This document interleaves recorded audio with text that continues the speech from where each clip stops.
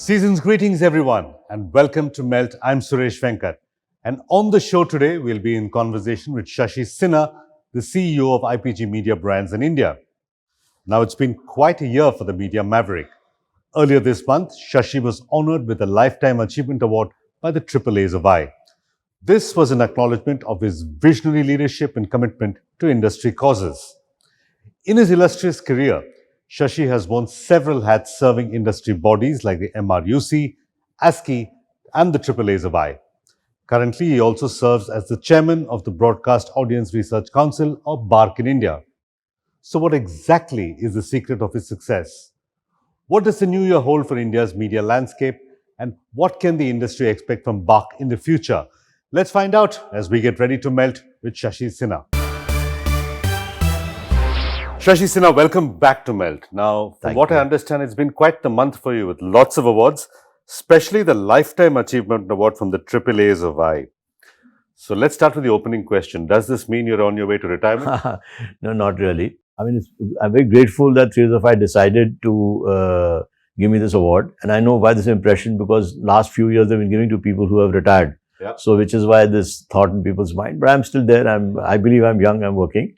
So when the time is right, I will leave, but I will do the transition and leave. I'm not in a hurry to leave otherwise. Any thoughts on retirement though? Not thoughts on retirement, but definitely thoughts on role change. Okay. You know, so at some point in time, there'll be a role change, but retirement is not easy. You've been referred to as the Bhishma Pitama of the advertising industry. In a good way, I hope. In a good way, as the elder statesman, as the wise sage. So let's talk about this elder statesman, wise sage role of yours. Where do you see your role from here onwards? So I actually have been grateful that the industry has given me a lot of chance to do industry work, and primarily because maybe my ability to get everyone together. I think that's probably the reason, and that's something I like to contribute. But that contribution should stay if you're still focused on the company you run, because that's where the leverage comes from. So they're both hand in hand, because you worried about industry issues only if they concern you. So I think, and I've always come from the mindset that, the industry grows, we grow.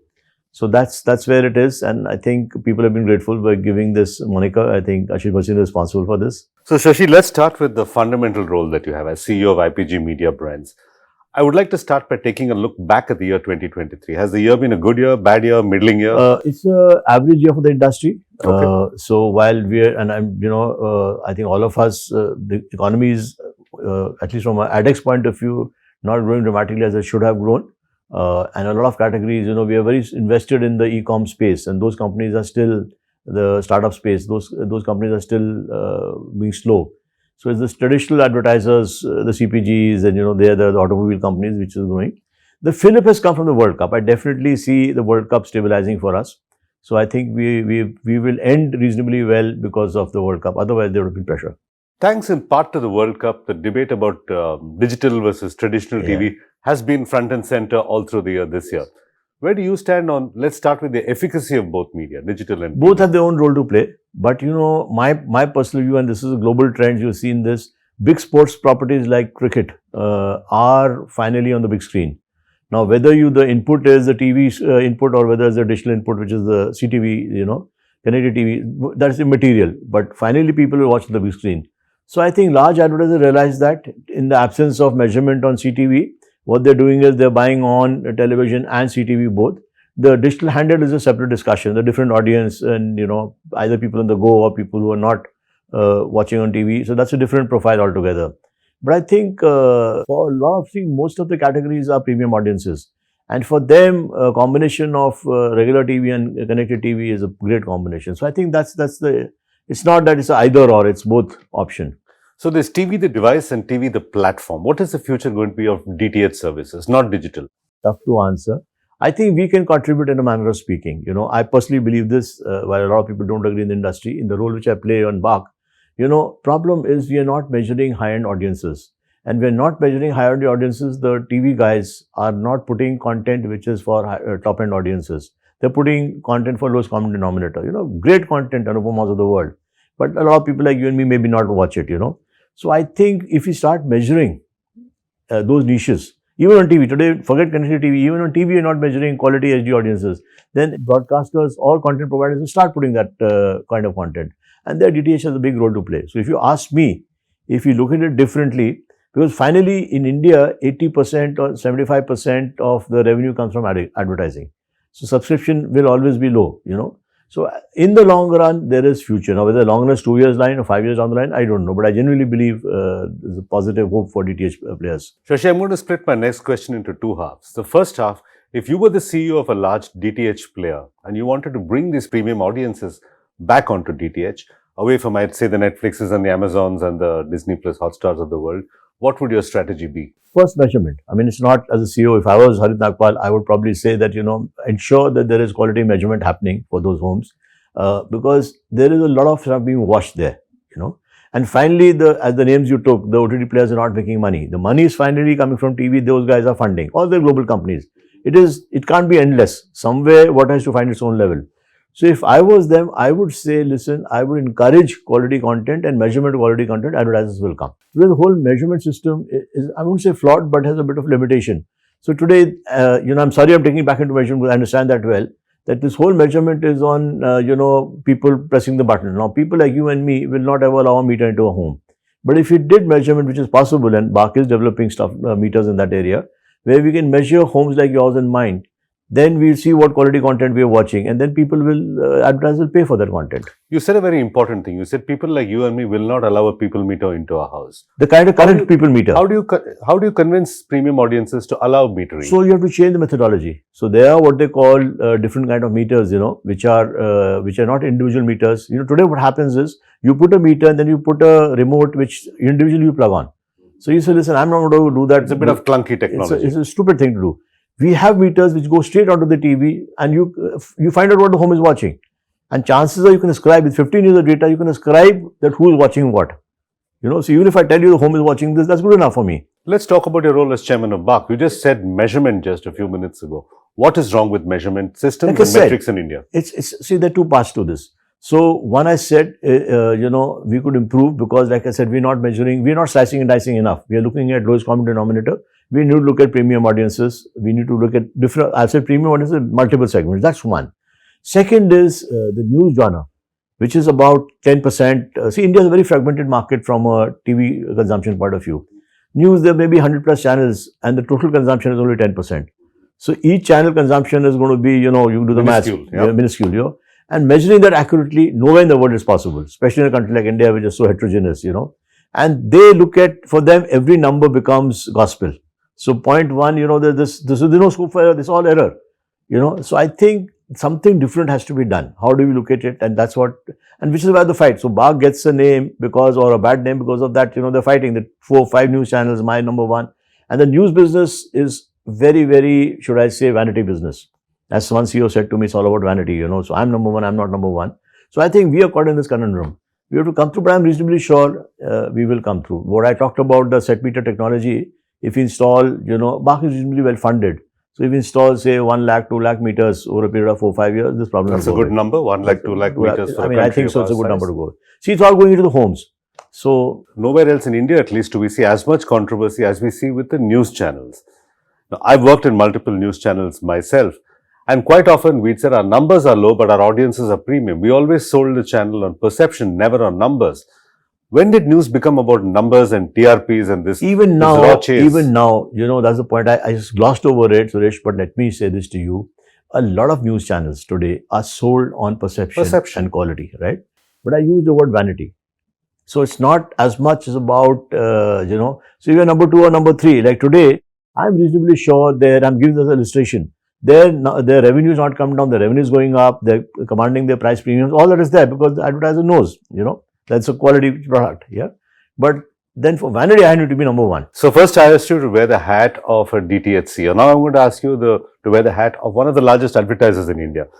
You have digital, you have TV, you have connected TV. How would you evaluate opportunities across all these formats? First thing, if I was, say, one of the large FMCG or auto player. Or FMCG player, and auto particularly, because auto is all about selected audiences, not about mass.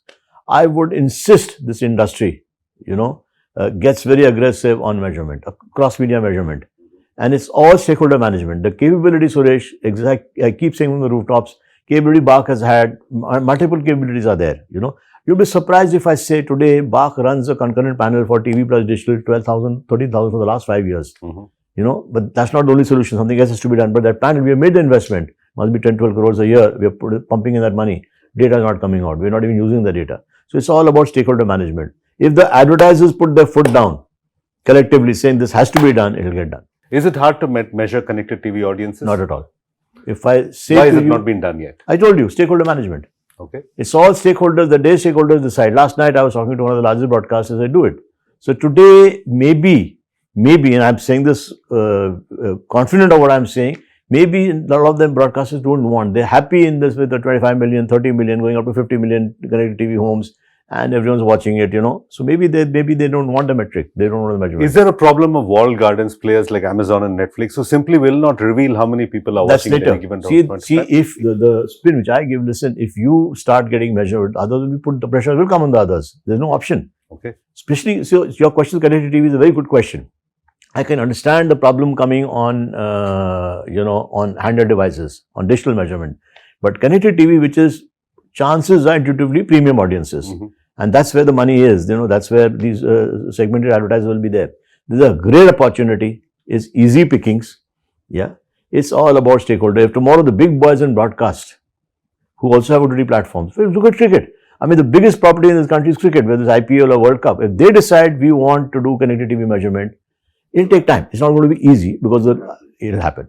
When we're watching cricket, quite often we see a number right on top saying 2 crore or 40 lakhs.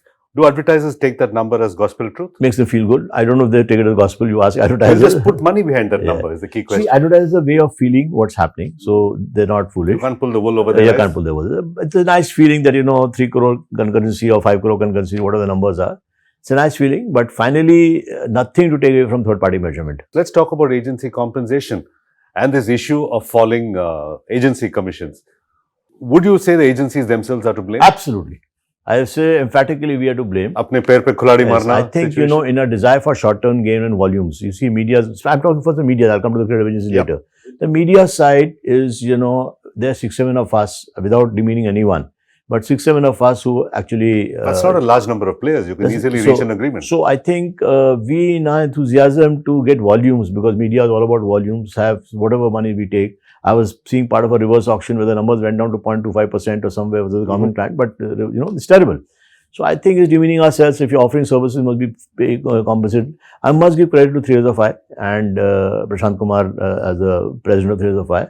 I think he's done a great job of getting people together and saying, guys, I mean, finally, why are you doing this? Because any client, if you go, any procurement guy, if you say, I'm offering this, he'll happily take it with his open arms. Why will he grudge you?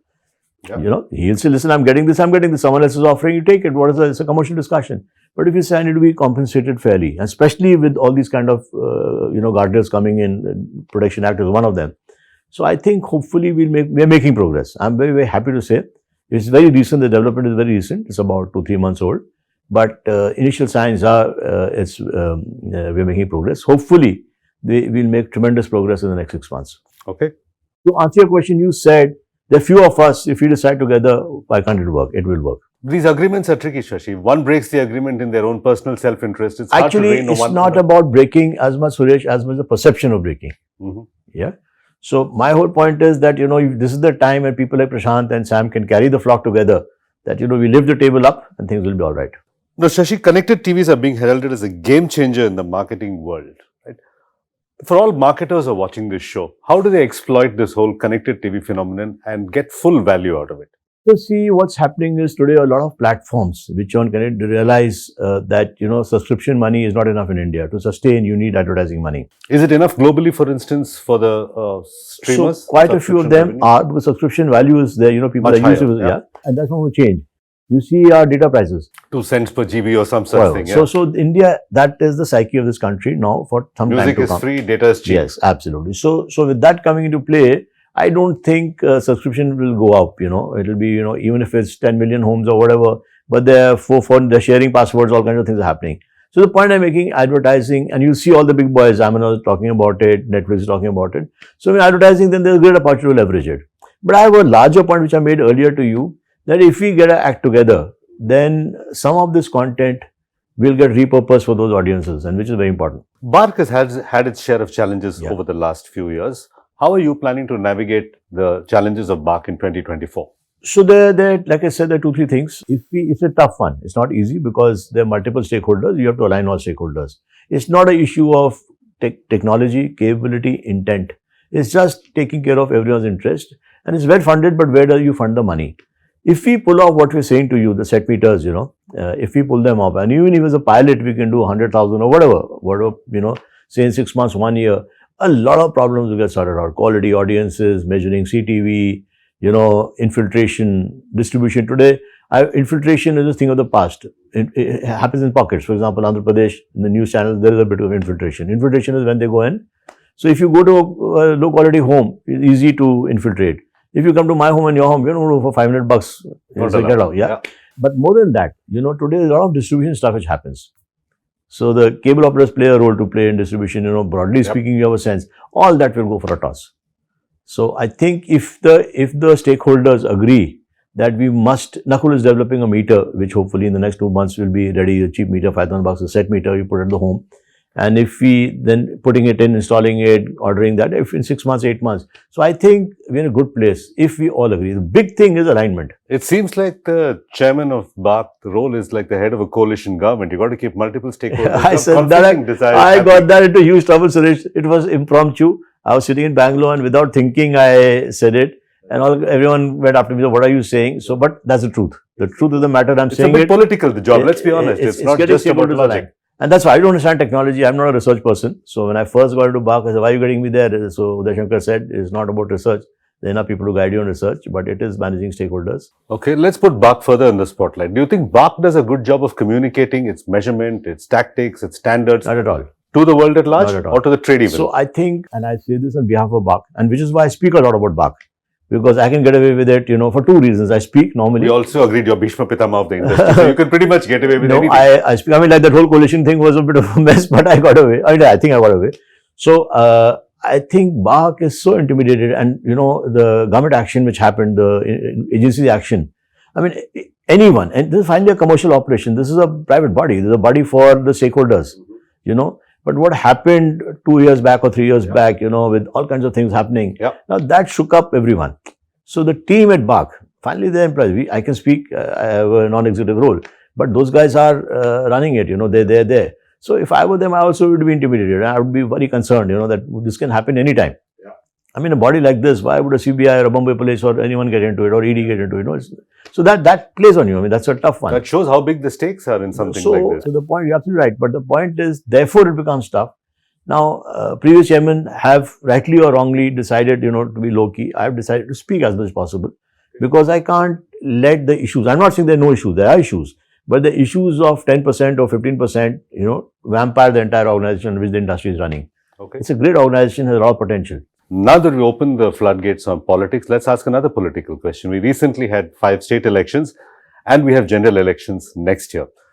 What is the outlook for news channels? They're going to go all gangbusters on election coverage. They will obviously, this is exciting. And what kind of opportunity does that present for advertisers? I think it's great. I personally, I'm telling a lot of my clients, it's a great opportunity to ride on news channels, do long-term deals, long-term partnerships. So when I say long-term, 4 months, 5 months, I go back to my earlier point that not too many advertisers need mass. Bulk like the auto companies, especially the 10 lakh plus cars, And I genuinely feel if we start slicing and dicing, the data will start showing that news channels are, see your own behavior. The kind of content you watch, chances are that all the news channels put together only 10%. Chances are in your behavior, there'll be more than 10%. Yeah, for sure, because we are So I see data. So I can't say it publicly, but I'm alluding to that in a manner of speaking. So there will be an upset for them. So I think this election time is a great time. A lot of people, a lot of my clients know that whatever the rating, that these channels do well. All right. Shashi, now let's get to a few lessons that you've learned from your career. You've worn leadership hats at the Ad Club, ABC and MRUC in the past. What lessons have you learned from those that you're going to bring into BARC?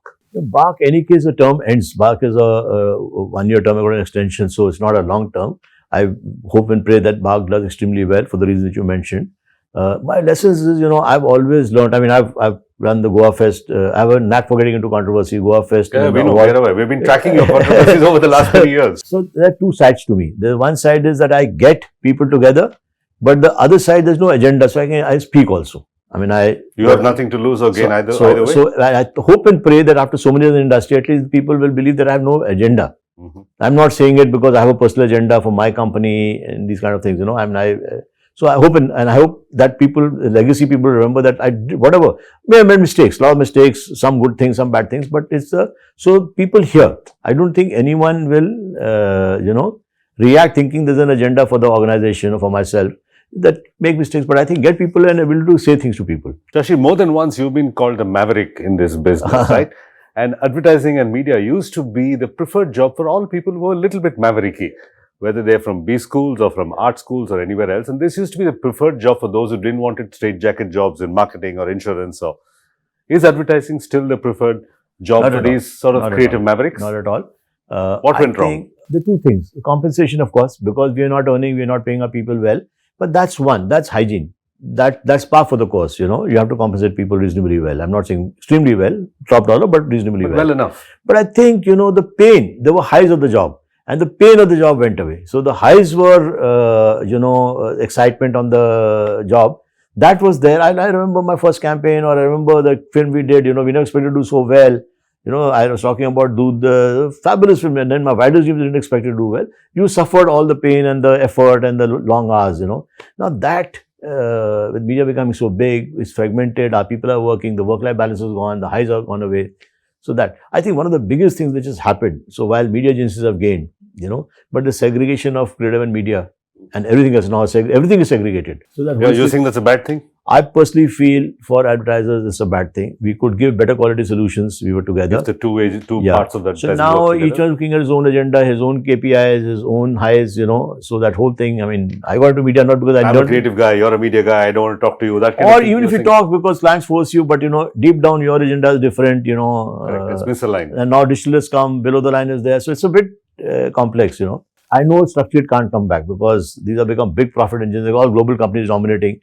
Global companies are at the end of the day profit engines. I mean, they're financial engines, then they're advertising engines, you know. So that's the change. All right, Shashi, final question for you. For this time, I want you to wear your Bhishma Pitama hat. Any advice for these young people getting into the business? My learning is that, you know, you get so many different people, so many different clients, each in a different life stage cycle and senior people. And this is a business where seniors are involved, you know, from the client side. So if you get to meet seniors, you know, you get the perspective. You have to enjoy it. If you like certain parts of it, get into it. Otherwise, think of something else because the downsides are huge. Shashi Sinha, once again, congratulations on your Lifetime Achievement Award and all the best for your year at BARC. Thank you. Thank you very much. Thank you for speaking to Melt. And with that, it's a wrap on this episode. You can follow Melt on social media. The handle is Ready to Melt, or simply log on to readytomelt.com. If you'd like to follow me, I'm at Suvenk on X. Till next week, goodbye and thanks for watching.